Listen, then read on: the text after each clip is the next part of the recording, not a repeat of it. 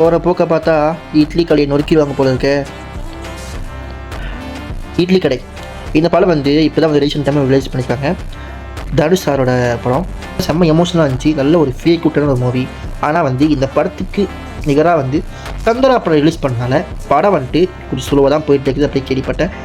தமிழ் சினிமாவில் வந்து feel good movie வந்து நிறையா ரிலீஸ் மட்டும் தான் கிடக்குறாங்க. நம்ம தான் வந்து அதுக்கு வந்து ஆதரவு வைக்க மாட்டோம். அம்பே சிவன் படம் கூட ஃபீல் குட் மூவி தான். ஆனால் அந்த படத்தையே வந்து ஃபுல்லாக ஆக்கி விட்ட காலம் அது. மெய்யழகன் டேரக்டர் வந்து ஒரு இன்டர்வியூ சொல்லியிருந்தார். உதாரணத்துக்கு மெய்யழகன் படம் வந்து கன்னடத்துலேயோ மலையாளத்துலேயோ ரிலீஸ் பண்ணியிருந்தாக்கா கன்ஃபார்மாக படம் வந்து பிளாக் பஸ்டராக இருக்கும் அப்படி சொல்லியிருந்தேன். எந்த படத்துக்குள்ள மோத உடனும் ஒன்று இருக்குது. கந்தரா படம் வந்து ஒரு பெரிய ஒரு பட்ஜெட்டில் இருக்கிற ஒரு படம். அதனால தான் வந்து அந்த படத்துக்கூட வந்து இட்லி கடையை ரிலீஸ் பண்ணால்தான் வந்து கொஞ்சம் நல்லா ஓடாமல் இங்கே ஃபீலாக இருக்குது. மேபி இட்லி கடையை வந்து நீங்கள் சோலோ ரிலீஸாவோ அந்த மாதிரி ரிலீஸ் பண்ணியிருந்தால் கன்ஃபார்மாக நல்லா ஓடி இருக்கும்.